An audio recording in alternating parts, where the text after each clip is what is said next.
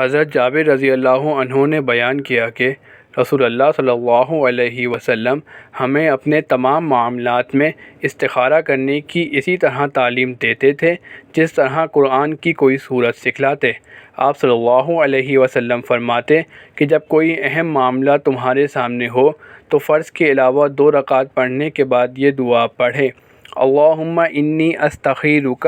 بعلمک واستقدرک بقدرتک واسألک من فضلک العظیم فإنک تقدر ولا اقدر وتعلم ولا اعلم وانت علام الغیوب اللہم ان کنت تعلم ان ھذا الامر خیر لی فی دینی ومعاشی وعاقبۃ امری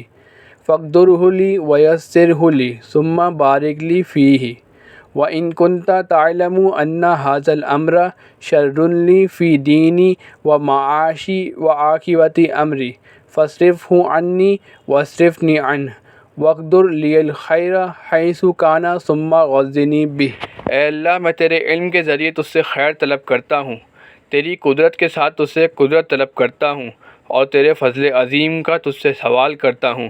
کیونکہ تو قدرت رکھتا ہے، میں قدرت نہیں رکھتا، تو جانتا ہے، میں نہیں جانتا، اور تو تمام غیبوں کا جاننے والا ہے۔ اے اللہ، اگر تیرے علم میں یہ کام میرے دین، میرے معاش اور میرے کام کے انجام کے لحاظ سے میرے لیے بہتر ہے تو اسے میرے لیے مقدر فرما دے اور اس کو میرے لیے آسان کر دے، پھر اس میں میرے لیے برکت عطا فرما، اور اگر تیرے علم میں یہ کام میرے دین، میرے معاش اور میرے کام کے انجام کے لحاظ سے میرے لیے برا ہے، اس کو مجھ سے پھیر دے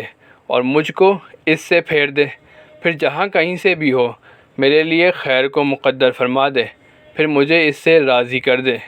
یہ دعا کرنے کے بعد اپنی ضرورت کو بیان کر دینا چاہیے کہ جس ضرورت کے لیے آپ نے استخارہ کیا ہے۔